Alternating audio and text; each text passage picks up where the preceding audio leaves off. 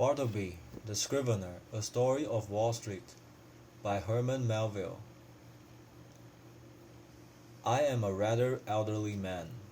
The nature of my avocations for the last 30 years has brought me into more than ordinary contact with what would seem an interesting and somewhat singular set of men, of whom as yet nothing that I know of has ever been written. I mean the law copyists or scriveners. I have known very many of them, professionally and privately, and if I pleased, could relate divers histories, at which good-natured gentlemen might smile, and sentimental souls might weep. But I waive the biographies of all other scriveners for a few passages in the life of Bartleby, who was a scrivener of the strangest I ever saw or heard of, while of other law copyists I might write the complete life of Bartleby. Nothing of that sort can be done. I believe that no materials exist for a full and satisfactory biography of this man. It is an irreparable loss to literature.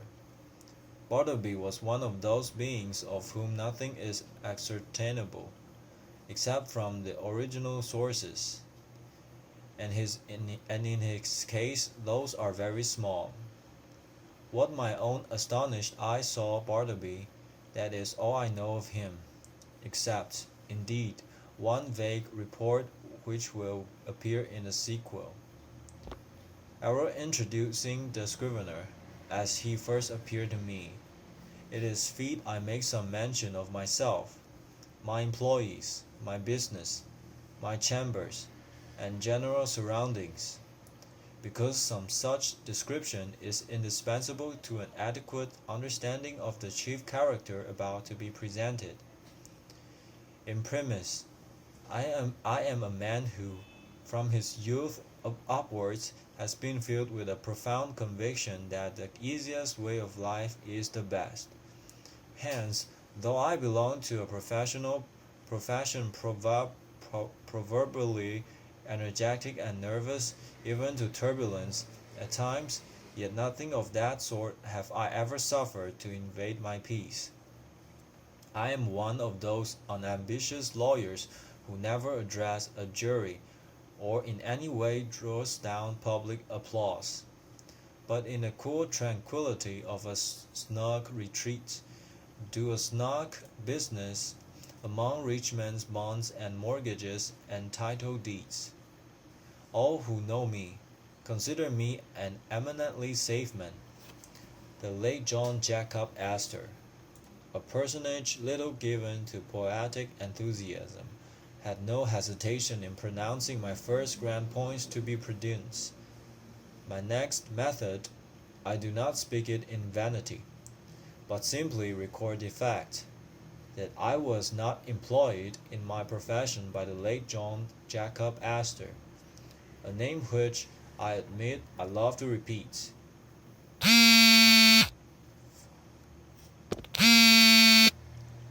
For it hath a rounded and arbicular sound to it, and rings like unto bullion. I will freely add that I was not insensible to the late John Jacob Astor's good opinion.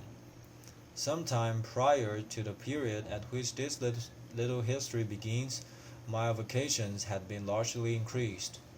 The good old office, now extinct in the state of New York, of a master in chancery, had been conferred upon me. It was not a very arduous office, but very pleasantly remunerative. I seldom lose my temper, much more seldom indulge in dangerous indignation at wrongs and outrages. But I must be permitted to be rash here and declare that I consider the sudden and violent abrogation of the office of Master in Chancery by the new Constitution as a premature act, inasmuch as I had counted upon a life lease of the profits, whereas I only received those of a few short years. But this is by the way. My chambers were upstairs at number of Wall Street. At one end they looked upon the white wall of the interior of a spacious skylight shaft, penetrating the building from top to bottom. This view might have been considered rather tame than otherwise, deficient in what landscape painters call life. But if so, the view from the other end of my chambers offered, at least, a contrast. If nothing more, in that direction my windows commanded an unobstructed view of a lofty brick wall, black by age and everlasting shade, which wall required no spy gas to bring out its lurking beauties, but for the benefit of all near-sighted spectators was pushed up to within 10 feet of my window panes, owing to the great height of the surrounding buildings, and my chambers being on the second floor. The interval between this wall and mine not a little resembled a huge square cistern. At the period just preceding the advent of Bartleby, I had two persons as copyists in my employment, and a promising lad as an office boy. First, Turkey; second, Nippers; third, Ginger Nuts. These may seem names, the like of which are not usually found in the directory. In truth, they were nicknames, mutually conferred upon each other by my three clerks, and were deemed expressive of their respective persons or characters. Turkey was a short, pursy Englishman of about my own age, that is, somewhere not far from 60. In the morning, one might say, his face was of a fine florid hue, but after 12 o'clock, meridian, his dinner hour, it blazed like a grateful of Christmas calls, and continued blazing, but as it were with a gradual wane, till 6 o'clock p.m., or thereabouts, after which I saw no more of the proprietor of the face, which gaining its meridian with the sun, seemed to set with it, to rise, culminate, and decline the following day, with the like regularity and undiminished glory. There are many singular coincidences I have known in the course of my life, not the least among which was the fact that exactly when Turkey displayed his fullest beams from his red and radiant countenance, just then too, at a critical moment, began the daily period when I consider his business capacities as seriously disturbed for the remainder of the 24 hours. Not that he was absolutely idle, or averse to business then, far from it. The difficulty was, he was apt to be altogether too energetic. There was a strange, inflamed, flurried, flighty recklessness of activity about him. He would be incautious in dipping his pen into his inkstand. All his blots upon my documents were drops there after 12 o'clock. Meridian, indeed. Not only would he be reckless and sadly given to making blots in the afternoon, but some days he went further, and was rather noisy. At such times, too, his face flamed with augmented blazonry, as if cannel coal had been heaped on anthracite. He made an unpleasant racket with his chair, spilled his sandbox in mending his pens, impatiently split them all to pieces, and threw them on the floor in a sudden passion, stood up and leaned over his table, boxing his paper about in an almost indecorous manner, very sad to behold in an elderly man like him. Nevertheless, as he was in many ways a most valuable person to me, and all the time before 12 o'clock, meridian, was the quickest, steadiest creature too, accomplishing a great deal of work in a style not easy to be matched. For these reasons I was willing to overlook his eccentricities, though indeed occasionally I remonstrated with him. I did this very gently, however, because though the civilest, nay, the blandest and most reverential of men in the morning, yet in the afternoon he was disposed, upon provocation, to be slightly rash with his tongue, in fact insolent. Now valuing his morning services as I did, and resolved not to lose them, yet at the same time made uncomfortable by his inflamed ways after 12 o'clock, and being a man of peace, unwilling by my admonitions to call forth unseemly retorts from him, I took upon me, one Saturday noon (he was always worse on Saturdays), to hint to him, very kindly, that perhaps now that he was growing old, it might be well to abridge his labours. In short, he need not come to my chambers after 12 o'clock, but dinner over, had best go home to his lodgings and rest himself till tea time. But no, he insisted upon his afternoon devotions. His countenance became intolerably fervid, as he oratorically assured me, gesticulating with a long ruler at the other end of the room, that if his services in the morning were useful, how indispensable, then, in the afternoon. With submission, sir, said Turkey on this occasion, I consider myself your right-hand man. In the morning I but marshal and deploy my columns, but in the afternoon I put myself at their head, and gallantly charge the foe, thus, and he made a violent thrust with the ruler. But the bloods, Turkey, intimated I. True, but with submission, sir, behold these hairs. I'm getting old. Surely, sir, a blot or two of a warm afternoon is not to be severely urged against grey hairs. Old age, even if a blotted page is honourable. With submission, sir, we both are getting old. This appeal to my fellow feeling was hardly to be resisted. At all events, I saw that go he would not, so I made up my mind to let him stay, resolving, nevertheless, to see to it that during the afternoon he had to do with my less important papers. Nippers, the second on my list, was a whiskered, sallow, and upon the whole rather piratical-looking young man of about 25. I always deemed him the victim of two evil powers, ambition and indigestion.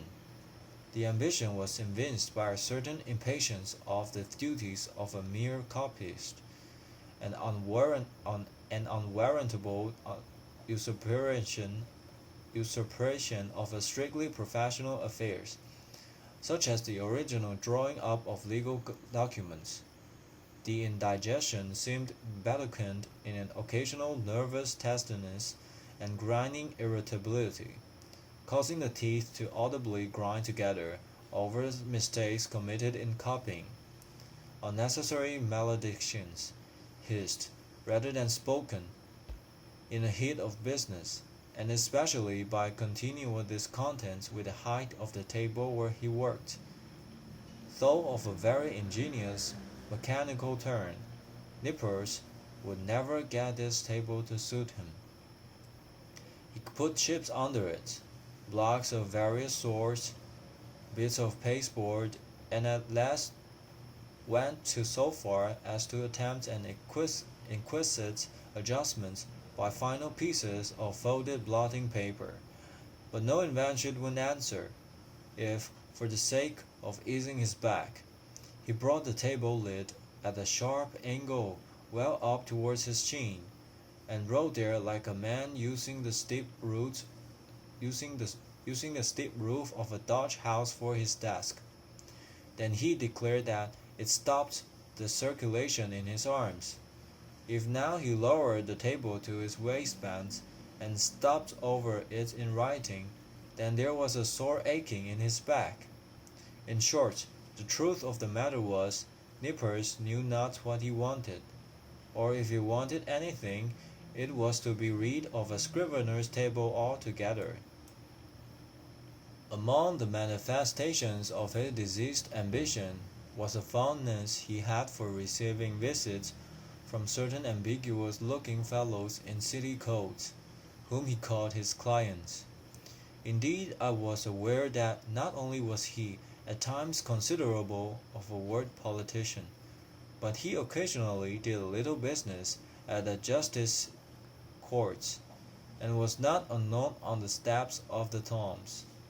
I have good reason to believe, however, that one individual who called upon him at my chambers, and who, with a grand air, he insisted who insisted was his client, was no other than a Don, and the alleged title deed a bill.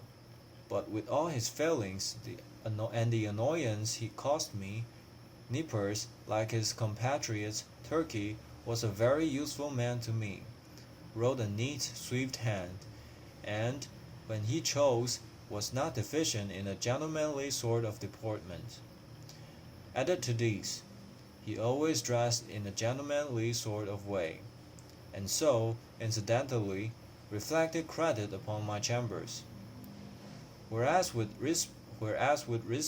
respect to Turkey, I had much ado to keep him from being a reproach to me. His clothes were apt to look oily and smell of eating houses. He wore his pantaloons very loose and baggy in summer.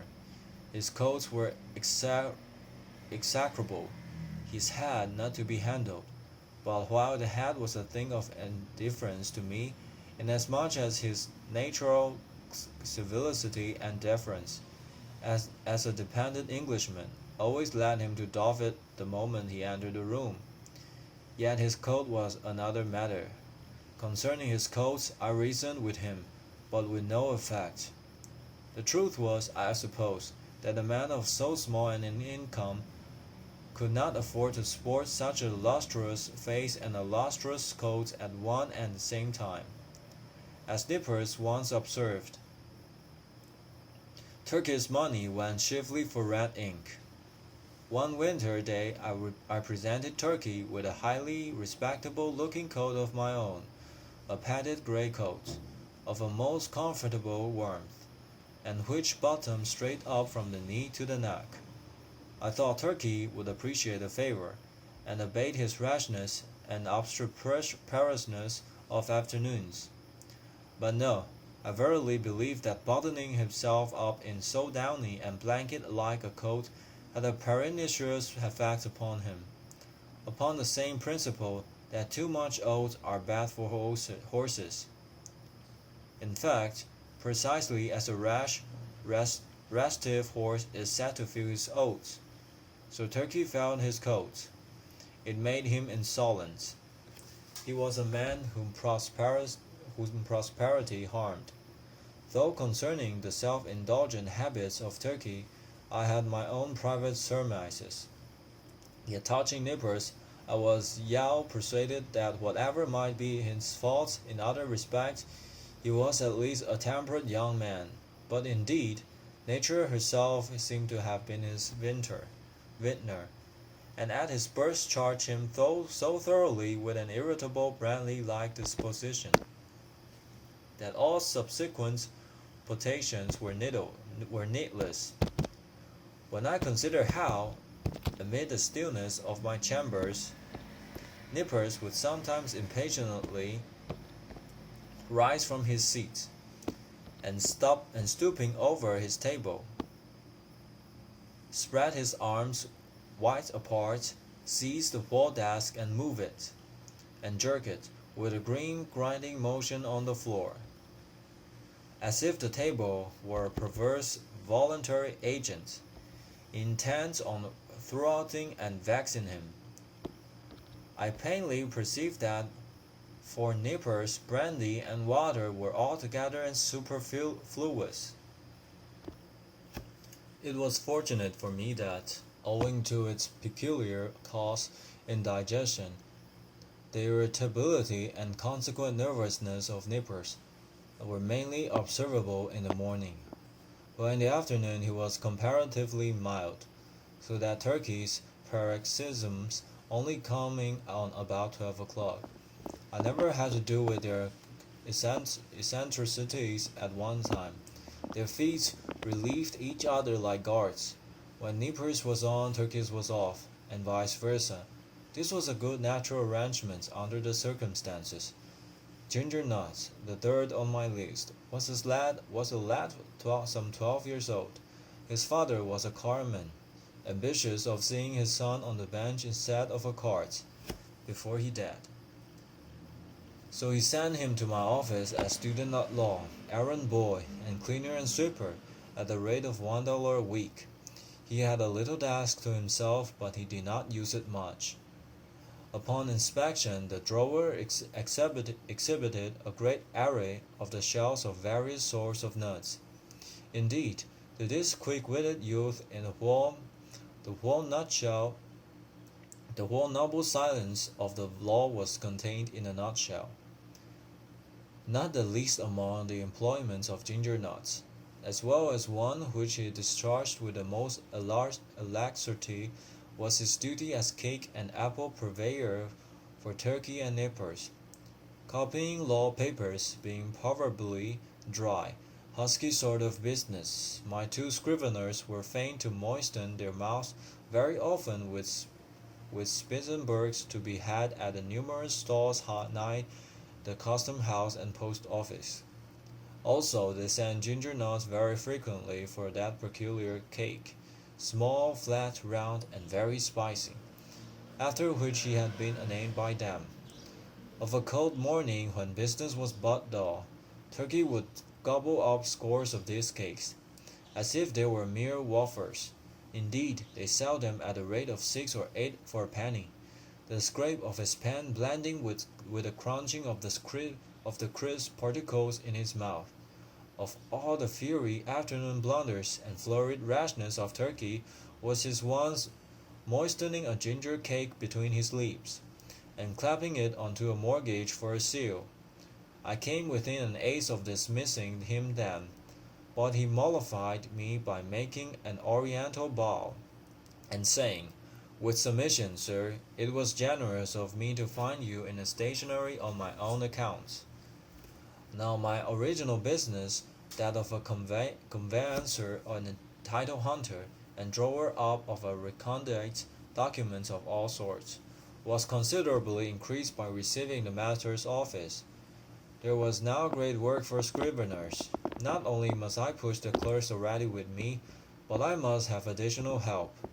In answer to my advertisements, a motionless young man one morning stood upon my office threshold, the door being opened, for it was summer. I can see that figure now, pallidly neat, pitiably respectable, incurably forlorn. It was Bartleby.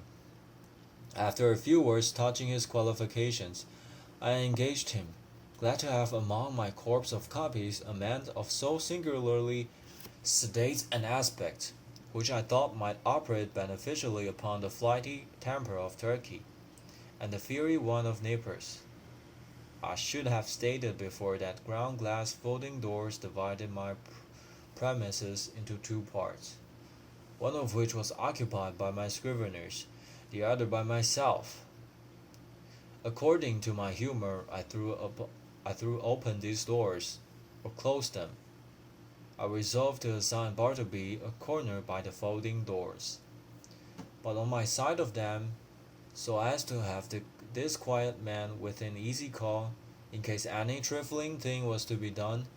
I placed his desk close up to a small side window in that part of the room, a window which originally had afforded a lateral view of certain grimy black yards and bricks, but which, owing to subsequent erections, commanded at present no view at all, though it gave some light. Within 3 feet of the panes was a wall, and the lights came down from far above, between two lofty buildings, as from a very small opening in a dome. Still further to a satisfactory arrangement, I procured a high green folding screen, which might entirely isolate Bartleby from my sight, though not remove him from my voice, and thus, in a manner, privacy and society were conjoined. At first Bartleby did an extraordinary quantity of writing, as if long famishing for something to copy. He seemed to gorge himself on my documents. There was no pause for digestion. He ran a day and night line, copying by sunlight and by candlelight. I should have been quite delighted with his application, had he been cheerfully industrious, but he wrote on silently, palely, mechanically. It is, of course, an indispensable part of a scrivener's business to verify the accuracy of his copy, word by word. Where there are two or more scriveners in an office, they assist each other in this examination, one reading from the copy, the other holding the original. It is a very dual, wearisome, and lethargic affair. I can readily imagine that to some sanguine temperaments it would be altogether intolerable. For example, I cannot credit that the meddlesome poet Byron would have contentedly sat down with Bartleby to examine a law document of, say, 500 pages, closely written in a crimpy hand. Now and then, in the haste of business, it has been my habit to assist in comparing some brief document myself, calling Turkey or Nippers for this purpose. One object I had in placing Bartleby so handy to me behind the screen was to avail myself of his services on such trivial occasions. It was on the third day, I think, of his being with me, and before any necessity had arisen for having his own writing examined, that being much hurried to complete a small affair I had in hand, I abruptly called to Bartleby.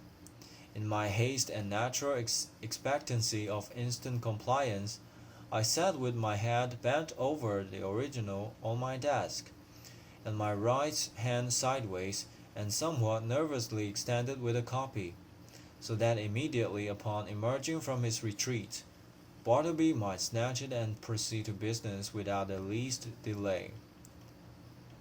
In this very attitude did I sit when I called to him, rapidly stating what it was what I wanted him to do, namely, to examine a small paper with me. Imagine my surprise, nay, my consternation, when without moving from his privacy, Bartleby, in a singular mild firm voice, replied, "I would prefer not to." I sat a while in a perfect silence, rallying my stunned faculties. Immediately it occurred to me that my ears had deceived me, or Bartleby had entirely misunderstood my meaning. I repeated my request in the clear tone I could assume, but in quite as clear a one came the previous reply. "I would prefer not to." "Prefer not to," echoed I, rising in high excitement and crossing the room with a stride. "What do you mean? Are you moonstruck? I want you to help me compare this sheet here. Take it," and I thrust it towards him. "I would prefer not to," said he. I looked at him steadfastly. His face was leanly composed, his gray eye dimly calm. Not a wrinkle of agitation rippled him. Had there been the least uneasiness, anger, impatience, or impertinence in his manner? In other words, had there been anything ordinarily human about him, doubtless I should have violently dismissed him from the premises, but as it was, I should have as soon thought of turning my pale plaster of Paris bust of Cicero out of doors. I stood gazing at him a while, as he went on with his own writing, and then reseated myself at my desk. This is very strange, thought I. What had one best do? But my business hurried me. I concluded to forget the matter for the present, reserving it for my future leisure. So calling Nippers from the other room, the paper was speedily examined. A few days after this, Bartleby concluded 4 lengthy documents, being quadruplets of a week's testimony taken before me in my High Court of Chancery. It became necessary to examine them. It was an important suit, and great accuracy was imperative. Having all things arranged, I called Turkey, Nippers, and Ginger Nuts from the next room, meaning to place the 4 copies in the hands of my 4 clerks, while I should read from the original. Accordingly, Turkey, Nippers, and Ginger Nuts had taken their seats in a row, each with his document in hand. when I called to Bartleby to join this interesting group. "Bartleby, quick! I'm waiting." I heard the slow scrape of his chair legs on the uncarpeted floor, and soon he appeared, standing at the entrance of his hermitage. "What is wanted?" said he mildly. "The copies." "The copies," said I hurriedly. "We're going to examine them. There." And I held towards him the fourth quadruplicate. "I would prefer not to," he said, and gently disappeared behind the screen.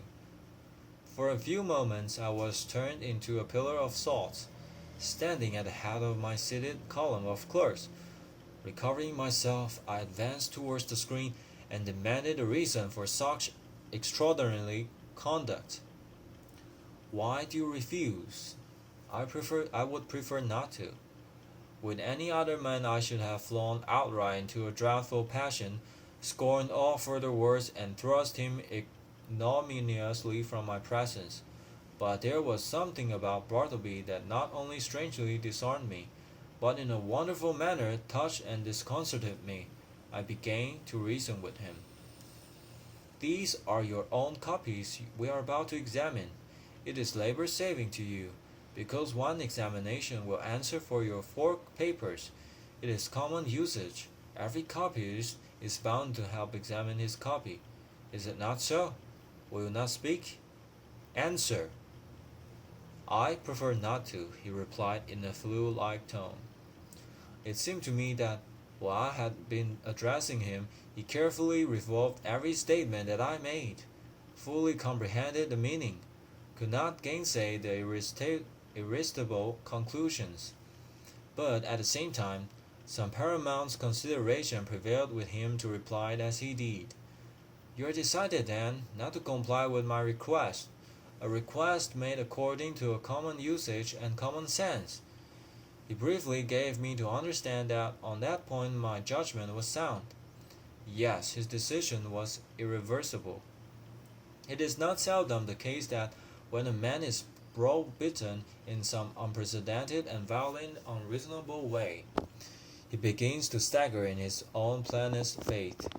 He begins, as it were, vaguely to surmise that, wonderful as it may be, all the justice and all the reason is on the other side. Accordingly, if any disinterested persons are present, he turns to them for some reinforcements for his own faltering mind. "Turkey," said I, "what do you think of this? Am I not right?" "With submission, sir," said Turkey, with his bland tone, "I think that you are." "Nippers," say I, "what do you think of it?" "I think I should kick him out of the office." The reader of Nine's perceptions will here perceive that, it being morning, Turkey's answers is couched in polite and tranquil terms, but Nippers replies in ill-tempered ones. Or, to repeat a previous sentence, Nippers' ugly mood was on duty and Turkey's off. "Ginger nuts," said I, willing to enlist the smallest suffrage in my behalf. "What do you think of it?" "I think, sir, he's a little nunly," replied Ginger Nut with a grin. "You hear what they say," said I, turning towards the screen. "Come forth and do your duty." But he vouchsafed no reply. I pondered a moment in sore perplexity, but once more business hurried me. I determined again to postpone the consideration of this dilemma to my future leisure. With a little trouble we made out to examine the papers without Bartleby, though at every page or two Turkey deferentially dropped his opinion that this proceeding was quite out of the common. But Nippers, twitching in his chair with a dyspeptic nervousness, ground out between his set teeth occasional hissing maledictions against the stubborn oaf behind the screen. And for his Nipper's part, this was the first and the last time he would do another man's business without pay. Meanwhile Bartleby sat in his hermitage, oblivious to everything but his own peculiar business there. Some days passed, the scrivener being employed upon another lengthy work. His late remarkable conduct led me to regard his ways narrowly. I observed that he never went to dinner, indeed that he never went anywhere. As yet I had never of my personal knowledge known him to be outside of my office. He was a perpetual sentry in the corner. At about 11 o'clock though, in the morning, I noticed that Ginger Nut would advance toward the opening in Bartleby's screen, as if silently beckoned thither by a gesture invisible to me where I sat. The boy would then leave the office jingling a few pence, and reappear with a handful of ginger nuts which he delivered in the hermitage, receiving 2 of the cakes for his trouble. He lives, then, on ginger nuts, thought I. Never eats a dinner. Properly speaking, he must be a vegetarian then. But no, he never eats even vegetables. He eats nothing but ginger nuts. My mind then ran on in reveries concerning the probable effects upon the human constitution of living entirely on ginger nuts. Ginger nuts are so called because they contain ginger as one of their peculiar constituents, and a final flavoring one. Now what was ginger? A hot, spicy thing. Was Bartleby hot and spicy? Not at all. Ginger, then, had no effect upon Bartleby. Probably he preferred it should have none. Nothing so aggravates an earnest person as a passive resistance. If the individual so resisted be of a not inhuman temper, and the resisting one perfectly harmless in his passivity, then in the better moods of the former, he will endeavor charitably to construe to his imagination what proves impossible to be solved by his judgment. Even so, for the most part, I regarded Bartleby and his ways. Poor fellow, thought I, he means no mischief. It is plain he intends no insolence. His aspect sufficiently evinces that his eccentricities are involuntary. He is useful to me. I can get along with him. If I turn him away, the chances are he will fall in with some less indulgent employer, and then he will be rudely treated, and perhaps driven forth miserably to starve. Yes, here I can cheaply purchase a delicious self-approval. To befriend Bartleby, to humor him in his strange willfulness, will cost me little or nothing. Will I lay up in my soul what it will eventually prove a sweet morsel for my conscience? But this mood was not invariable with me. The passiveness of Bartleby sometimes irritated me. I felt strangely goaded on to encounter him in the new position, to elicit some angry spark from him answerable to my own. But indeed I might as well have essayed to strike fire with my knuckles against a bit of winter soap. But one afternoon the evil impulse in me mastered me, and the following little scene ensued. Bartleby, said I, when those papers are all copied, I will compare them with you. I would prefer not to. How? Surely you do not mean to persist in that mulish vagary. No answer. I threw open the folding doors nearby, and turning upon Turkey and Nippers, exclaimed in an excited manner, He says a second time he won't examine his papers. What do you think of it, Turkey? It was afternoon, but it remembered. Turkey sat glowing like a brass boiler, his bald head steaming, his hands reeling among his blotted papers. Think of it? Roared Turkey. I think I'll just step behind the screen and black his eyes for him. So saying, Turkey rose to his feet and threw his arms into a pugilistic position. He was hurrying away to make good his promise, when I detained him alarmed at the effects of incautiously rousing Turkey's combativeness after dinner. "Sit down, Turkey," said I, "and hear what Nippers has to say. What do you think of it, Nippers? Would I not be justified in immediately dismissing Bartleby?" "Excuse me, that is for you to decide, sir. I think his conduct quite unusual, and indeed unjust, as regards Turkey and myself. But it may only be a passing whim." "Ah," exclaimed I, "you have strangely changed your mind then. You speak very gently of him now." "All beer," cried Turkey.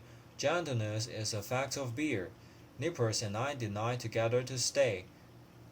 You see how gentle I am, sir. Shall I go and black his eyes?" You refer to Bartleby, I suppose." "No, not today, Turkey," I replied. "Pray, put up your fist." I closed the doors and again advanced towards Bartleby. I felt additional incentives tempting me to my fate. I burned to be rebelled against again. I remembered that Bartleby never left the office. "Bartleby," said I, "Ginger Nut is away. Just step around to the post office, won't you? It was but a 3-minute walk, and see if there is anything for me." "I would prefer not to." "You will not?" "I prefer not." I staggered to my desk, and sat there in a deep study. My blind inveteracy returned. Was there any other thing in which I could procure myself to be ignominiously repulsed by this lean, penniless wight, my hired clerk? What added thing is there, perfectly reasonable, that he will be sure to refuse to do? "Bartleby!" No answer. "Bartleby!" in a louder tone. No answer. "Bartleby!" I roared, like a very ghost, agreeably to the laws of magical invocation. At the third summons, he appeared at the entrance of his hermitage. "Go to the next room and tell Nippers to come to me." "I prefer not to," he respectfully and slowly said, and mildly disappeared. "Very good, Bartleby," said I, in a quiet, sort of serenely severe, self-possessed tone, intimating the unalterable purpose of some terrible retribution very close at hand. "At the moment I have intended something of the kind, but upon the whole, as it was drawing towards my dinner hour, I thought it best to put on my hat and walk home for the day, suffering much from perplexity and distress of my mind. Shall I acknowledge it? The conclusion of this whole business was, that it soon became a fixed fact of my chambers, that a pale young scrivener by the name of Bartleby had a desk there, that he copied for me at the usual rate of 4 cents a folio, 100 words. But he was permanently exempt from examining the work done by him, that duty being transferred to Turkey and Nippers, one of compliment doubtless to their superior acuteness. Moreover, said Bartleby was never on any account to be dispatched on the most trivial errand of any sort, and that even if I entreated to take upon him such a matter, it was generally understood that he would prefer not to. In other words, that he would refuse point blank. As days passed on, I became considerably reconciled to Bartleby. His steadiness, his freedom from all dissipation, his incessant industry, except when he chose to throw himself into a standing reverie behind his screen, his great stillness, his unalterableness of demeanor under all circumstances, made him a valuable acquisition. One prime thing was this: he was always there, first in the morning, continually through the day, and the last at night. I had a singular confidence in his honesty. I felt my most precious papers perfectly safe in his hands. Sometimes, to be sure, I could not, for the very soul of me, avoid falling into sudden spasmodic passions with him, for it was exceeding difficult to bear in mind all the time those strange peculiarities, privileges, and unheard of exemptions, forming the tacit stipulations on Bartleby's part under which he remained in my office. Now and then, in the eagerness of dispatching pressing business, I would inadvertently summon Bartleby, in a short, rapid tone, to put his finger, say, on the incipient tie of a bit of red tape with which I was about compressing some papers. Of course, from behind the screen the usual answer, "I prefer not to," was sure to come, and then how could a human creature with the common infirmities of our nature refrain from bitterly exclaiming upon such perverseness, such unreasonableness? However, every added repulse of this sort which I received only tended to lessen the probability of my repeating the inadvertence. Here it must be said that according to the custom of most legal gentlemen occupying chambers in densely populated law buildings, there were several keys to my door. One was kept by a woman residing in the attic, which person weekly scrubbed and daily swept and dusted my apartment. Another was kept by Turkey for convenience sake. The third I sometimes carried in my own pocket. The fourth I knew not who had. Now on Sunday morning I happened to go to Trinity Church to hear a celebrated preacher, and finding myself rather early on the ground, I thought I would walk around to my chambers for a while. Luckily, I had my key with me, but upon applying it to the lock, I found it resisted by something inserted from the inside. Quite surprised, I called out, when to my consternation a key was turned from within, and thrusting his lame visage at me, and holding the door ajar, the apparition of Bartleby appeared, in his shirt sleeves, and otherwise in a strangely tattered dishabille, saying quietly that he was sorry, but he was deeply engaged just then, and preferred not admitting me at present. In a brief word or two, he moreover added, that perhaps I had better walk round the block 2 or 3 times, and by that time he would probably have concluded his affairs.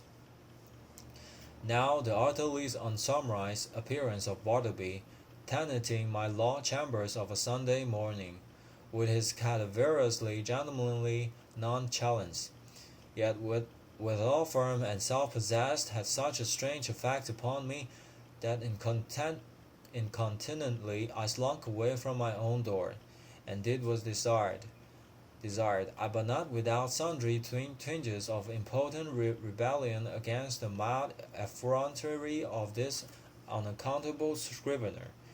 Indeed, it was his wonderful mildness chiefly, which not only disarmed me but unmanned me, as it were. For I consider that one for the time is a sort of unmanned when he tranquilly permits his higher clerk to dictate to him, and order him away from his own premises. Furthermore, I was full of uneasiness as to what Bartleby could possibly be doing in my office in his shirt sleeves, and in an otherwise dismantled condition of a Sunday morning. Was anything amiss going on? Nay, that was out of the question. It was not to be thought of for a moment that Bartleby was an immoral person, but what could he be doing there? Copying? Nay, again, whatever might be his eccentricities, Bartleby was an eminently decorous person. He would be the last man to sit down to his desk in any state approaching to nudity. Besides, it was Sunday, and there was something about Bartleby that forbade the supposition that he would by any secular occupation violate the proprieties of the day. Nevertheless, my mind was not pacified, and full of a restless curiosity. At last I returned to the door.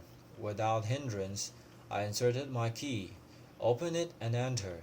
Bartleby was not to be seen. I looked around anxiously, peeped behind his screen, but it was very plain that he was gone. Upon more closely examining the place, I surmised that for an indefinite period Bartleby must have ate, dressed, and slept in my office, and that too without plate, mirror, or bed. The cushioned seat of a rickety old sofa in one corner bore the faint impress of a lean, reclining form, Rolled away under his desk, I found a blanket. Under the empty grate, a blacking box and brush. On a chair, a tin basin with soap and a rag towel. In the newspaper, a few crumbs of a ginger nut and a morsel of cheese. Yes, thought I, it is evident enough that Bartleby has been making his home here, keeping bachelor's hall all by himself. Immediately then the thought came sweeping across me. What miserable friendlessness and loneliness are here revealed! His poverty is great, but his solitude, how horrible! Think of it. Of a Sunday, Wall Street is deserted as Petra, and every night of every day it is an emptiness. This building too, which of weekdays hums with industry and life, at nightfall echoes with sheer vacancy, and all through Sunday is forlorn. And here Bartleby makes his home, sole spectator of a solitude which he has seen all populous, a sort of innocence and transport Marius brooding among the ruins of Carthage.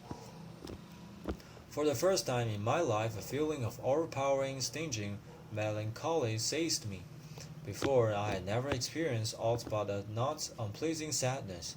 The bond of a common humanity now drew me irresistibly to a gloom, a fraternal melancholy, for both I and Bartleby were sons of Adam.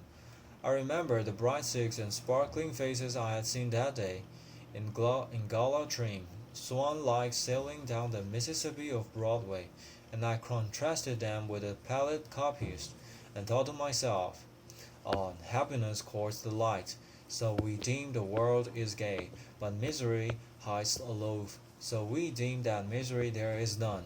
These sad fancyings, chimeras, doubtless of a sick and silly brain, led on to other and more special thoughts concerning the eccentricities of Bartleby. Presentiments of strange discoveries hovered around me. The Scrivener's play appeared to me laid out, among uncaring strangers, in its shivering winding sheet. Suddenly I was attracted by Bartleby's closed desk, the key in open sides left in the lock. I mean no mischief, seek the gratification of no heartless curiosities. Thought I, besides the desk is mine, and its contents too, so I will make bold to look within. Everything was methodically arranged, the papers smoothly placed, the pigeon-holes were deep, and removing the files of documents, I groped into their recesses. Presently I felt something there, and dragged it out. It was an old bandana handkerchief, heavy and knotted. I opened it, and saw it was a savings bank. I now recalled all the quiet mysteries which I had noted in the man. I remembered that he never spoke but to answer, that thought, and at intervals he had considerable time to himself. Yet I had never seen him reading, no, not even a newspaper, that for long periods he would stand looking out, at his pale window behind the screen. Upon the dead brick wall, I was quite sure he never visited any refectory or eating house, while his pale face clearly indicated that he never drank beer like Turkey, or tea and coffee even, like other men, that he never went anywhere in particular that I could learn, never went out for a walk, unless indeed that that was the case at present, that he had declined telling who he was, or whence he came, or whether he had any relatives in the world, that I thought so thin and pale. He never complained of ill health, and more than all, I remember a certain unconscious air of pallid, how shall I call it, of pallid haughtiness, say, or rather an austere reserve about him, which had positively awed me into my tame compliance with his eccentricities when I had feared to ask him to do the slightest incidental thing for me, even though I might know, from his long-continued motionlessness, that behind his screen he must be standing in one of those dead wall reveries of his, revolving all these things and coupling them with the recently discovered fact that he made my office his constant, abiding place and home, and not forgetful of his morbid moodiness, Revolving all these things, a prudential feeling began to steal over me. My first emotions have been those of pure melancholy and sincerest pity, but just in proportion as the forlornness of Bartleby grew and grew to my imagination, did that same melancholy merge into fear, that pity into repulsion. So true it is, and so terrible too, that up to a certain point the thought or sight of misery enlists our best affections, but in certain special cases, beyond that point it does not. There are who would assert that invariably this is owing to the inherent selfishness of the human heart. It rather proceeds from a certain hopelessness of remedying excessive and organic ill. To a sensitive being, pity is not seldom pain, and when at last it is perceived that such pity cannot lead to effectual succor, common sense beats the soul rate of it. What I saw that morning persuaded me that the Scrivener was the victim of innate and incurable disorder. I might give alms to his body, but his body did not pain him. It was his soul that suffered, and his soul I could not reach. I did not accomplish the purpose of going to Trinity Church that morning. Somehow the things I had seen disqualified me for the time from church going. I walked homeward. I think what I would do with Bartleby. Finally, I resolved upon this. I would put certain calm questions to him the next morning, touching his history, acts, etc. And if he declined to answer them openly and unreservedly, and I suppose he would prefer not, then to give him a $20 bill over and above whatever I might owe him, and tell him his services were no longer required, but that if in any other way I could assist him, I would be happy to do so, especially if he desired to return to his native place wherever that might be. I would willingly help to defray the expenses. Moreover, if after reaching home he found himself at any time in want of aid, a letter from him would be assured of a reply. The next morning came. "Bartleby," said I, gently calling him to behind his screen. No reply. "Bartleby," said I, in a still gentler tone, "come here. I am not going to ask you to do anything you would prefer not to. I simply wish to speak to you." Upon this his noiselessness leaped into view. "Will you tell me, Bartleby, where you were born?" "I would prefer not to." Will you tell me anything about yourself?" "I would prefer not to." "But what reasonable objection can you have to speak to me? I feel friendly towards you." He did not look at me while I spoke, but kept his glance fixed upon my bust of Cicero, which as I then sat was directly behind me, some 6 inches above my head. "What is your answer, Bartleby?" said I. After waiting a considerable time for a reply, during which his countenance remained immovable, only there was the faintest conceivable tremor of the white, attenuated mouth. "At present I prefer to give no answer," he said, and retired into his hermitage. It was rather weak in me, I confess, but his manner on this occasion nettled me. Not only did there seem to lurk in it a certain calm disdain, but his perverseness seemed ungrateful, considering the undeniable good usage and indulgence he had received from me. Again I sat ruminating what I should do, mortified as I was at his behavior, and resolved as I had been to dismiss him when I entered my office. Nevertheless, I strange felt something superstitious knocking at my heart, and forbidding me to carry out my purpose, and denouncing me for a villain if I dared to breathe one bitter word against the forlornness of mankind. At last, familiarly drawing my chair behind his screen, I sat down and said, "Bartleby, never mind then about revealing your history, but let me entreat you, as a friend, to comply as far as may be with the usages of this office. Say now you will help to examine papers tomorrow or next day. In short, say now that in a day or two you will begin to be a little reasonable. Say so, Bartleby." "At present, I would prefer not to be a little reasonable," was his mildly cadaverous reply. Just then the folding doors opened. The Nippers approached. He seemed suffering from an unusually bad night's rest, induced by severe indigestions than common. He overheard those final words of Bartleby. "Preferred not, huh?" gritted Nippers. "I'd preferred him, if I were you, sir," addressing me. "I'd preferred him. I'd give him preference. I'd give him preferences. The stubborn mill. What is it, sir, pray, that he prefers not to do now?" Bartleby moved not a limb. "Mr. Nippers," said I prefer that you would withdraw for the present." Somehow of late I had got into the way of involuntarily using this word "preferred" upon all sorts of not exactly suitable occasions, and I trembled to think that my contact with a Scrivener had already and seriously affected me in a mental way, and what further and deeper aberration might it not yet produce. This apprehension had not been without efficacy in determining me to summary means. As Nippers, looking very sour and sulky, was departing, Turkey blandly and deferentially approached.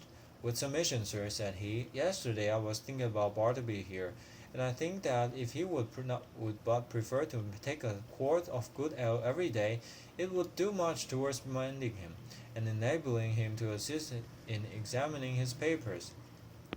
"So you have got a word too," said I, slightly excited. "With submission, what word, sir?" asked Turkey, respectfully crowding himself into the contracted space behind the screen, and by so doing making me jostle the Scrivener. "What word, sir?" "I would prefer to be left alone here," said Bartleby, as if offended at being mobbed in his privacy. "That's the word, Turkey," said I. "That's it." "Oh, prefer? Oh, yes. Queer word. I never use it myself, but, sir, as I was saying, if he would but prefer—" "Turkey," interrupted I, "you will please withdraw." "Oh, certainly, sir, if you prefer that I should." As he opened the folding door to retire, Nippers at his desk caught a glimpse of me, and asked whether I would prefer to have a certain paper copied on blue paper or white. He did not in the least roguishly accent the word "prefer." It was plain that it involuntarily rolled from his tongue. I thought to myself, surely I must get rid of a demented man, who already has in some degree turned the tongues, if not the heads of myself and clerks, but I thought it prudent not to break the demission at once. The next day I noticed that Bartleby did nothing but stand at his window in his dead wool reverie. Upon asking him why he did not write, he said that he had decided upon doing no more writing. "Why, how now, what next?" exclaimed I. "Do no more writing?" "No more, and what is the reason?" "Do you not see the reason for yourself?" he indifferently replied. I looked steadfastly at him, and perceived that his eyes looked dull and glazed. Instantly it occurred to me that his unexampled diligence in copying by his dim window for the first few weeks of his stay with me might have temporarily impaired his vision. I was touched. I said something in condolence with him. I hinted that of course he did wisely in abstaining from writing for a while, and urged him to embrace that opportunity of taking wholesome exercise in the open air. These, however, he did not do. A few days after this, my other clerks being absent, and being in a great hurry to dispatch certain letters by the mail, I thought that having nothing else earthly to do, Bartleby would surely be less inflexible than usual, and carry these letters to the post office. But he blankly declined. So much to my inconvenience, I went myself. Still as the days went by, whether Bartleby's eyes improved or not, I could not say.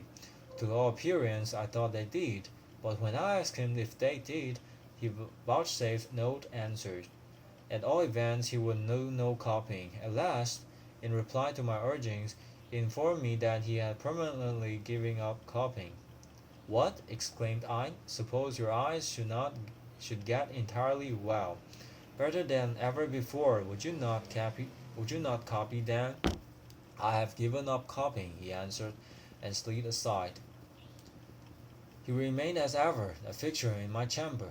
Nay, if that were possible, he became still more of a fixture than before. What was to be done? He would do nothing in the office. Why should he stay here? In plain fact, he had now become a millstone to me, not only useless as a necklace, but afflictive to bear. Yet I was sorry for him. I speak less than truth when I say that, on his own account, he occasioned me uneasiness. If he would but have named a single relative or friend, I would instantly have written, and urged their taking the poor fellow away to some convenient retreat. But he seemed alone, absolutely alone in a universe, a bit of wreck in a mid-Atlantic. At length necessities connected with my business tyrannized over all other considerations. Decently as I would, I thought Bartleby that in 6 days' time he must unconditionally leave the office. I warned him to take measures in the interval for procuring some other abode. I offered to assist him in this endeavor, if he himself would take the first step towards a removal, and when you finally quit me, Bartleby, added I shall see that you go not away entirely unprovided. 6 days from this hour, remember. At the expiration of that period, I peeped behind the screen, and lo, Bartleby was there. I buttoned up my coat, balanced myself, advanced slowly towards him, touched his shoulder, and said, "The time has come. You must quit this place. I'm sorry for you. Here's money, but you must go." "I would prefer not," he replied, with his back still towards me. "You must." He remained silent. Now I had an unbounded confidence in this man's common honesty. He had frequently restored to me sixpences and shillings carelessly dropped upon the floor, for I am apt to be very reckless in such shirt-button affairs. The proceeding then which followed will not be deemed extraordinary. "Bartleby," said I owe you $12 on an account. Here are 32. The other 20 are yours. Will you take it?" And I handed the bills towards him. But he made no motion. "I will leave them here then," putting them under a weight on the table. Then taking my hat and cane and going to the door, I tranquilly turned and added, "After you have removed your things from these offices, Bartleby, you will of course lock the door, since everyone is now gone for the day but you, and if you please, slip your key underneath the mat, so that I might have it in the morning. I shall not see you again, so good-bye to you. If hereafter in your new place of abode I can be of any service to you, do not fail to advise me by letter. Good-bye, Bartleby, and fare you well." But he answered not a word. Like the last column of some ruined temple, he remained standing mute and solitary in the middle of the otherwise deserted room. As I walked home in a pensive mood, my vanity got the better of my pity. I could not but highly plume myself on my masterly management in getting rid of Bartleby. Masterly I call it, and such it must appear to any dispassionate thinker.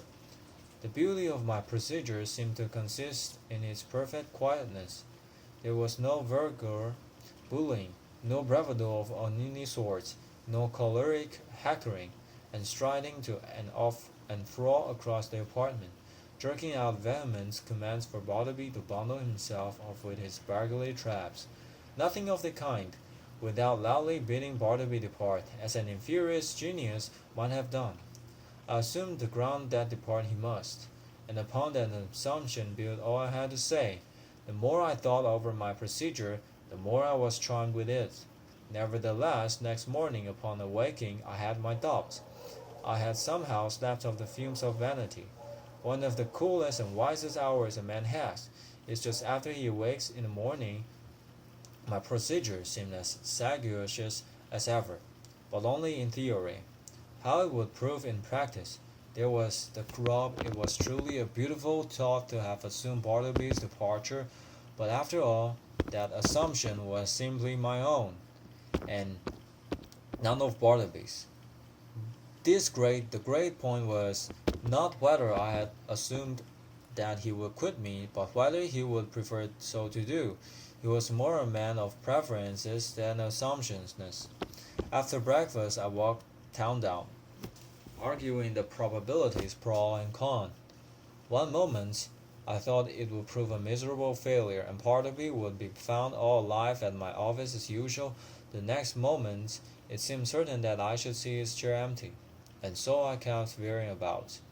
At the corner of Broadway and Canal Street, I saw quite an excited group of people standing in earnest conversation. "I'll take $2 said a voice as I passed. "Doesn't go? Done," said I. "Put up your money." I was instinctively putting my hand in my pocket to produce my own, when I remembered that this was an election day. The words I had overheard bore no reference to Bartleby, but to the success or non-success of some candidates for the mayoralty.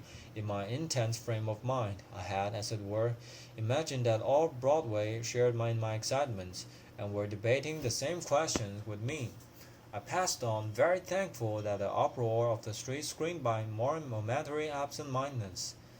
As I had intended, I was earlier than usual at my office door. I stood listening for a moment. All was still. He must be gone. I tried the knob. The door was locked. Yes, my procedure has worked to a charm. He indeed must be vanished. Yet a certain melancholy mixed with this.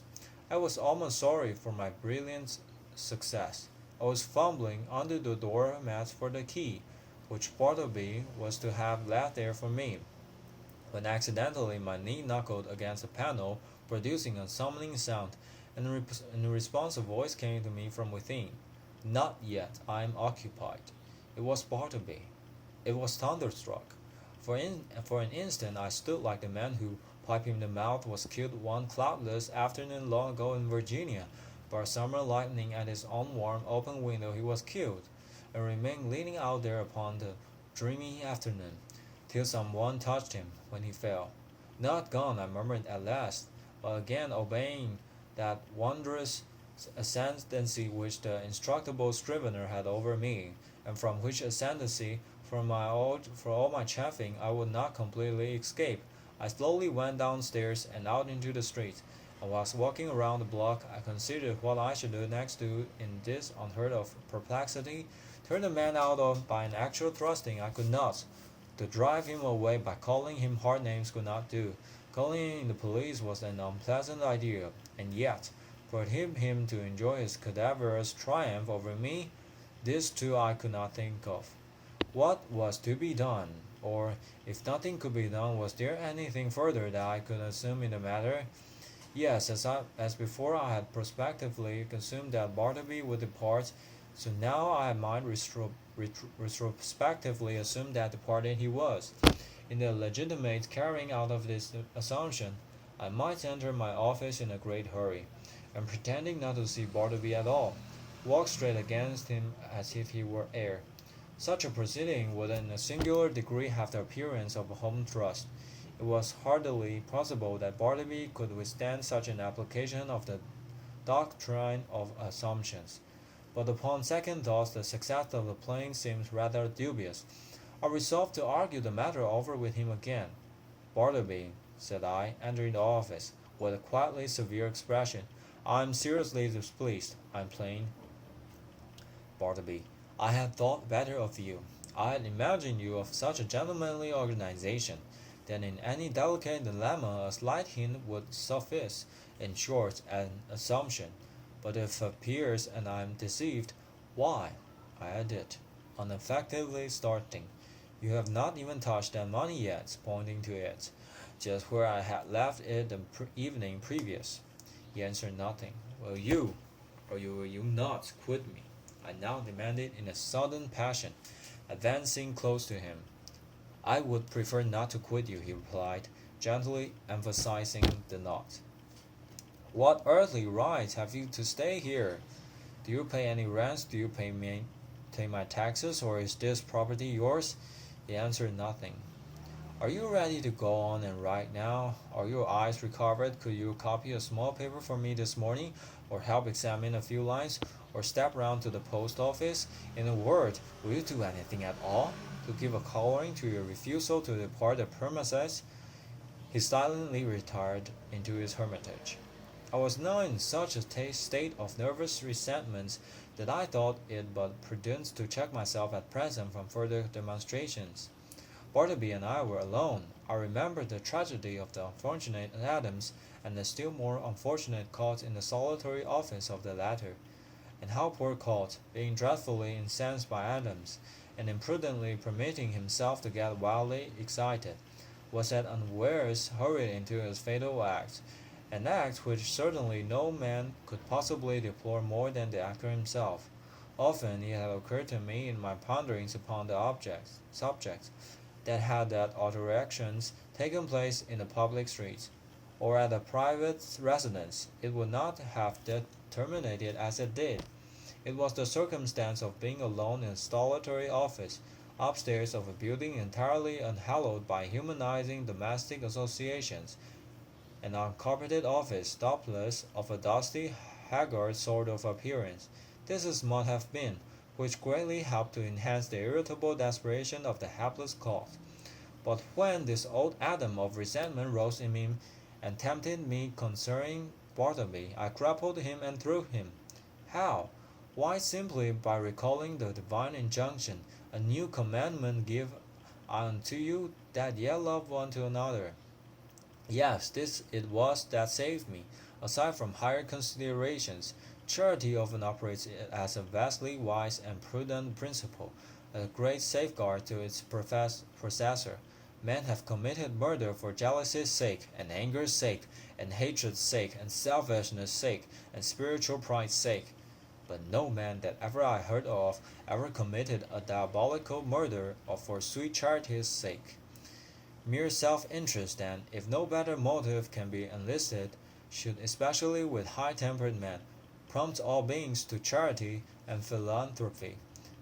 At any rate, upon the occasion in question, I strove to drown my exasperated feelings toward the Scriveners by benevolently construing his conduct. Poor fellow, I thought. He don't mean anything, and besides he has seen hard times, and ought to be indulged. I endeavored also immediately to occupy myself, and at the same time to comfort my despondency. I tried to fancy that in the course of the morning, at such time as might prove agreeable to him, Bartleby, of his own free accord, would emerge from his hermitage and take up some decided line of march in the direction of the door. But no, 12:30 came. Turkey began to glow in the face, overturn his inkstand, and become generally obstreperous. Nippers abated down into quietude and courtesy. Ginger Nut munched his noon apple, and Bartleby remained standing at his window in one of his profoundest dead-wall reveries. Will it be credited? Ought I to acknowledge it? That afternoon I left the office without saying one further word to him. Some days now passed, during which at leisure intervals I looked a little into Edwards on the Will and Priestley on Necessity. Under the circumstances, those books included a solitary feeling. Gradually I slid into the persuasion that these troubles of mine touching the Scrivener had been all predestinated from eternity, and Bartleby was billeted upon me for some mysterious purpose of an all-wise providence, which it was not for a mere mortal like me to fathom. Yes, Bartleby, stay there behind the screen, thought I shall persecute you no more. You are harmless and noiseless as any of these old chairs. In short, I never feel so private as when I know you are here. At last I see it, I feel it, I penetrate to the predestinated purpose of my life. I am content. Others may have loftier parts to enact, but my mission in this world, Bartleby, is to furnish you with office room for such period as you may see fit to remain. I believe that this wise and blessed frame of mind would have continued with me, had it not been for the unsolicited and uncharitable remarks obtruded upon me by my professional friends who visited the rooms. But thus it often is, that the constant friction of illiberal minds wears out at least the best resolves of the more generous. Thought, to be sure, when I reflected upon it, it was not strange that people entering my office should be struck by the peculiar aspects of the unaccountable Bartleby, and so be tempted to throw out some sinister observations concerning him. Sometimes an attorney having business with me, and calling at my office, and finding no one but a Scrivener there, would undertake to obtain some sort of precise information from him touching my whereabouts, but without hitting his idle stock, Bartleby would remain standing immovable in the middle of the room. So after contemplating him in that position for a time, the attorney would depart, no wiser than he came.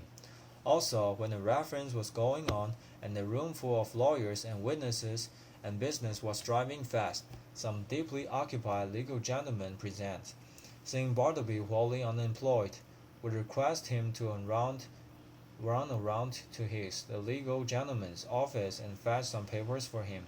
Thereupon Bartleby would tranquilly decline, and yet remain idle as before. Then the lawyer would give a great stare, and turn to me, and what could I say? At last I was made aware that all through the circle of my professional acquaintance, a whisper of wonder was running round. Having reference to the strange creature I kept my office, this worried me very much, and as the idea came upon me of his possibly turning out a long-lived man, and keep occupying my chambers, and denying my authority, and perplexing my visitors, and scandalizing my professional reputation, and casting a general gloom over the premises, keeping soul and body together to the last upon his savings, for doubtless he spent but half a dime a day, and in the end perhaps outlived me, and claim possession of my office by right of its perpetual occupancy. As all these dark anticipations crowded upon me and more, and my friends continually intruded their relentless remarks upon the apparition in my room, a great change was wrought in me. I resolved to gather all my faculties together, and forever rid me of this intolerable incubus, ever involving any complicated project, however adapted to this end. I first simply suggested to Bartleby the propriety of his permanent departure, in a calm and serious tone, and commended the idea to his careful and mature consideration. But having taken 3 days to meditate upon it, he apprised me that his original determination remained the same, in short, that he still preferred to abide with me. What shall I do? I now said to myself, buttoning up my coat to the last button. What shall I do? What ought I to do? What does conscience say I should do with this man, or rather ghost? Rid myself of him I must. Go, she shall, but how? You will not thrust him, the poor, pale, passive mortal, you will not thrust such a helpless creature out of your door? You will not dishonor yourself by such cruelty? No, I will not. I cannot do that. Rather would I let him live and die here, and then mention up his remains in the wall. What then will you do? For all your clothing, he will not budge. Bribes he leaves under your own paper weights on your table. In short, it is quite plain that he prefers to cling to you. Then something severe, something unusual must be done. What? Surely you will not have him collared by a constable and commit his innocent Pollard to the common jail? And upon what ground could you procure such a thing to be done? A vagrant is he? What, he a vagrant? A wanderer who refuses to budge? It is because he will not to be a vagrant then, that you seek to count him as a vagrant. That is too absurd. No visible means of support, there I have him. Wrong again, for indubitability he does support himself, and that is the only unanswerable proof that any man can show of his possessing the means to do. No more then, since he will not quit me, I must quit him. I will change my offices, I will move elsewhere, and give him fair notice, that if I find him on my new premises, I will then proceed against him as a common trespasser. Acting accordingly, next day I thus addressed him. I find these chambers too far from the city hall. The air is unwholesome. In a word, I propose to remove my offices next week, and shall no longer require your services. I tell you this now, in order that you may seek another place. He made no reply, and nothing more was said. On the appointed day I engaged carts and men, proceeded to my chambers, and having but little furniture, everything was removed in few hours. Throughout, the Scrivener remained standing behind the screen, which I directed to be removed the last thing. It was withdrawn, and being folded up like a huge folio, left him the motionless occupant of a naked room. I stood in the entry watching him a moment, while something from within me upbraided me. I re-entered with my hand in pocket and my heart in my mouth. "Goodbye, Bartleby. I'm going. Goodbye, and God some way bless you, and take that," slipping something in his hand, but it dropped upon the floor, and then, strange to say, I tore myself from him whom I had known so long to be rid of. Established in my few new quarters, for a day or two I kept the door locked, and started at very footfall in the passages. When I returned to my rooms after any little absence, I would pause at the threshold for an instant, and attentively listen, applying me my key. But these fears were needless. Bartleby never came nigh me. I thought all was going well, when a perturbed-looking stranger visited me, inquiring whether I was the person who had recently occupied rooms at Number Wall Street. "Full of forebodings," I replied that I was. "Then, sir," said the stranger, who proved a lawyer, "you are responsible for the man you left there. He refuses to do any copying, he refuses to do anything, he says he prefers not to, and he refuses to quit the premises." "I am very sorry, sir," said I, with assumed tranquillity, but an inward tremor. "But, really, the man you allude is nothing to me. He is no relation or apprentice of mine. Then you should hold me responsible for me. In mercy's name, who is he?" "I certainly cannot inform you. I know nothing about him. Formerly I employed him as a copyist, but he has done nothing for me now for some time past." "I shall settle him then. Good morning, sir." Several days passed, and I heard nothing more, and though I often felt a charitable prompting to call at the place and see poor Bartleby, yet a certain squeamishness of I know not what would help me. All is over with him by this time, that thought I at last. When through another week no further intelligence reached me, but coming to my room the day after, I found several persons waiting at my door in a high state of nervous excitement. "That's the man, here he comes," cried the foremost one, whom I recognized as the lawyer who had previously called upon me alone. "You must take him away, sir, at once," cried a poorly person among them, advancing upon me, and whom I knew to be the landlord of Number Wall Street. "This gentleman, my tenants, cannot stand it any longer. Mr. B," pointing to the lawyer, has turned him out of his room, and he now persists in haunting the building generally, sitting upon the banisters of the stairs by day, and sleeping the entry by night. Everybody is unconcerned. Clients are leaving the offices. Some fears are entertained of a mob. Something you must do, and that without delay. Aghast at this torrent, I fell back before it, and would fain have locked myself in my new quarters. In vain I persisted that Bartleby was nothing to me, no more than to any one else. In vain I was the last person known to have anything to do with him, and they held me to the terrible account, fearful then of being exposed in the papers, as one person present obscurely threatened. I considered the matter, and at length said that if the lawyer would give me a confidential interview with the Scrivener in the lawyer's own room, I would that afternoon strive my best to rid them of the nuisance they complained of. Going upstairs to my old haunts, there was Bartleby silently sitting upon the banister at the landing. "What are you doing here, Bartleby?" said I.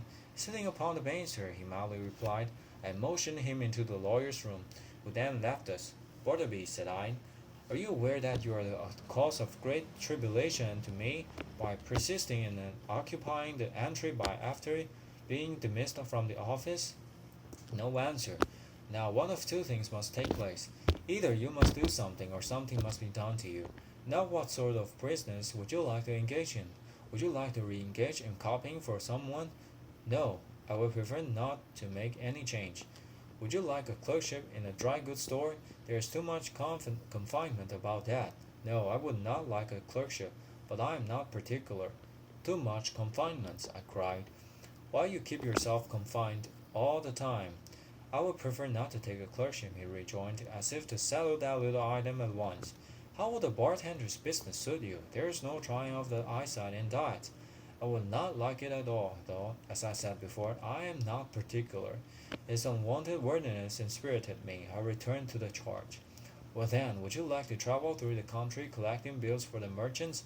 That would improve your health. No, I would prefer to be doing something else.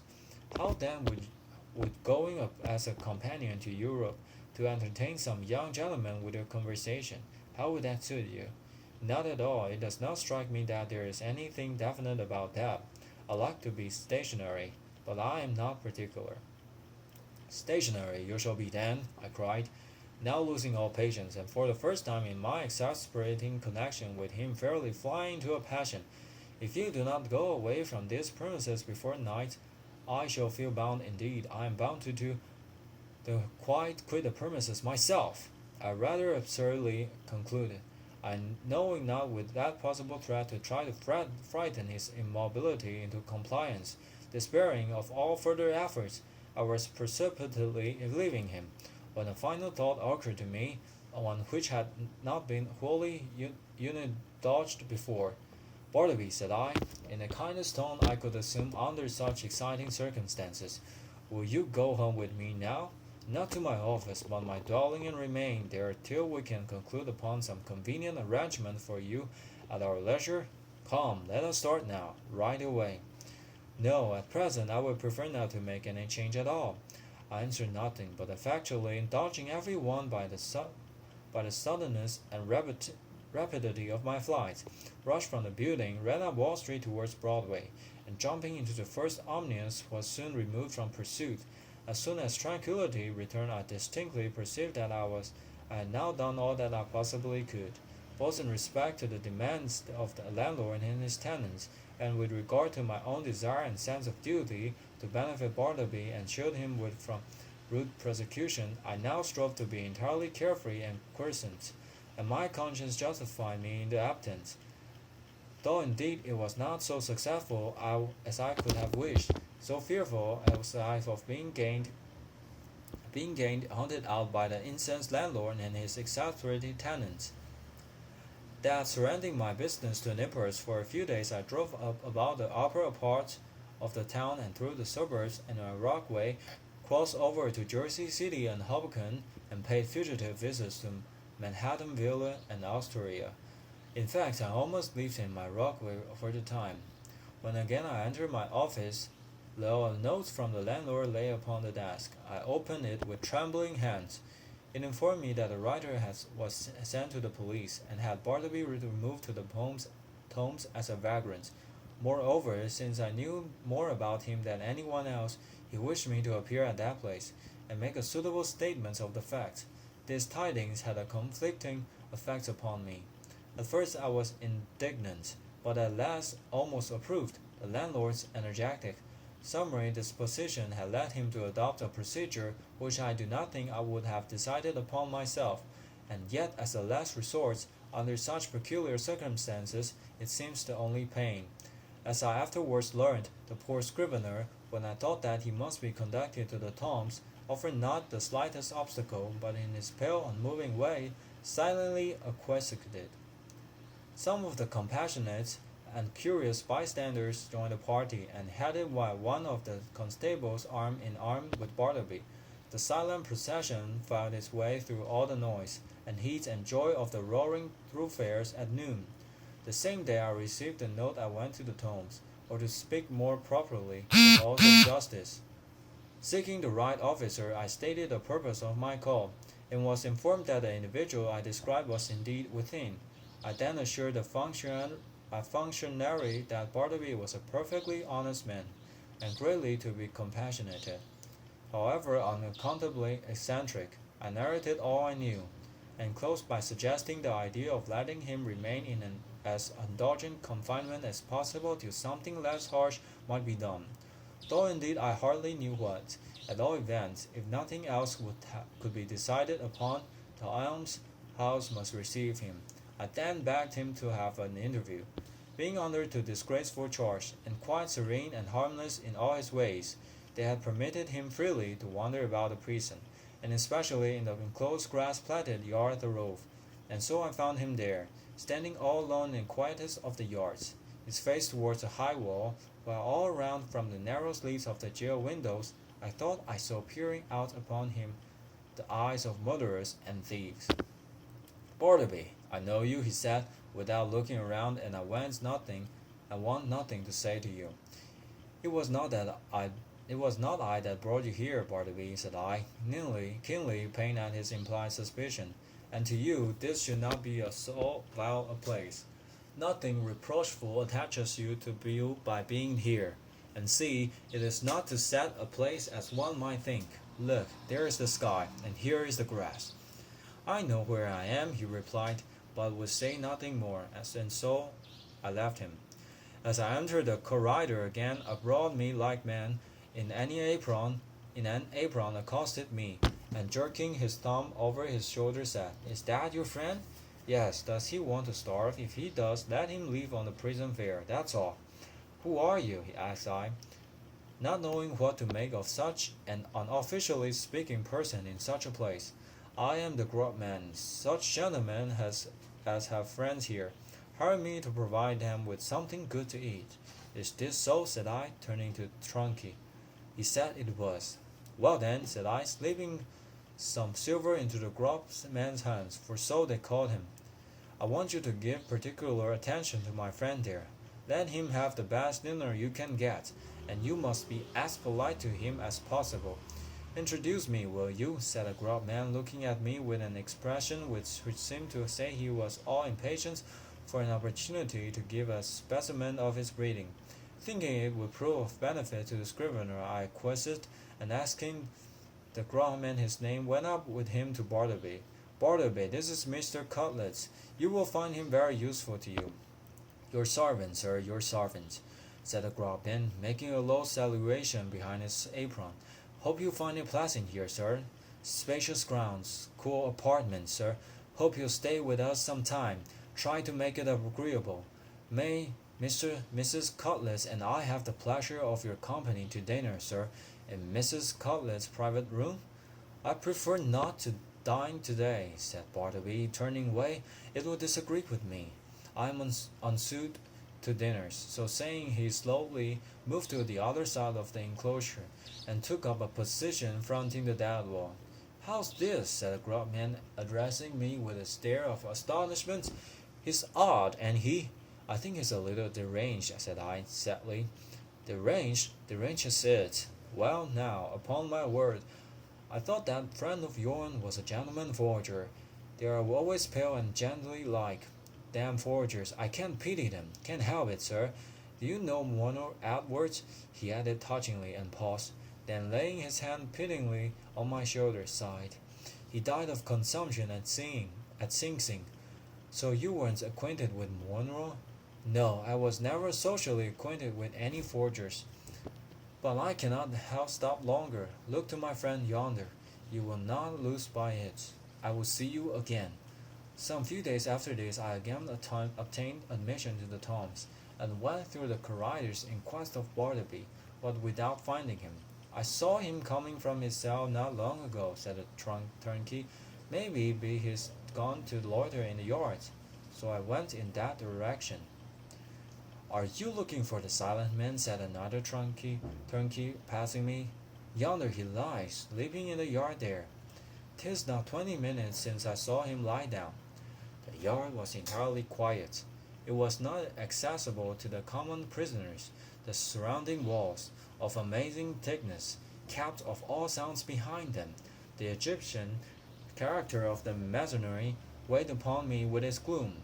But the soft imprisoned turf grew underfoot, the heart of the internal pyramids. It seemed, wherein by some strange magic through the clefts, grass dropped by birds had sprung, strangely huddled at the base of the wall, his knee drawn up, and lying on his side, his head touching the cold stones. I saw the wasted Bartleby, but nothing stirred. I paused, and went close up to him, stopped over, and saw that his dim eyes were open. Otherwise he seemed profoundly sleeping. Something prompted me to touch him. I felt his hand, when a tingling shiver ran up my arm and down my spine to my feet. The round face of the grub man peered upon me now. "His dinner is ready. Won't he dine today either, or does he leave without dining?" "Lives without dining," said I, and closed his eyes. "Ah, he's asleep, and he—" "With kings and counselors," murmured I. There will seem little need for proceeding further in this history. Imagination will readily supply the meagre reticule of poor Bartleby's interment, but ere parting with the reader, let me say, that if this little narrative has sufficiently interested him to awaken curiosity as to who Bartleby was and what manner of life he led prior to the present narrator's making his acquaintance, I can only reply that in such curiosity I fully share, but am wholly unable to gratify it. Yet here I hardly know whether I should divulge one little item of rumor, which came to my ear a few months after the Scrivener's decease. Upon what basis it rested I could never ascertain, and hence how true it is I cannot not tell. But inasmuch as this vague report has not been without certain strange suggestive interest to me, however sad, it may prove that the same with some others, and so I will briefly mention it. The report was this: that Bartleby has been a subordinate clerk in the latter office at Washington, from which he had been suddenly removed by a change in administration. When I think of it over this rumor, I cannot adequately express the emotion which seized me. That letters, does it not sound like that man? Conceive a man by nature and misfortune prone to a pallid hopelessness. Can any business seem more fitted to heighten it than that of continually handling these letters and assorting them for the flames? For by the carload they are annually burnt. Sometimes from out the folded paper the pale clerk takes a ring, the finger it was meant for, perhaps moulders in a grave, a banknote sent in swiftest charity. He whom would relief nor is nor aim hungers any more. Pardon for those who died despairing, hope for those who died unhoping, good tidings for those who died stifled by unrelieved calamities. On errands of life, this latter's speech to that. Ah, Bartleby, ah, humanity!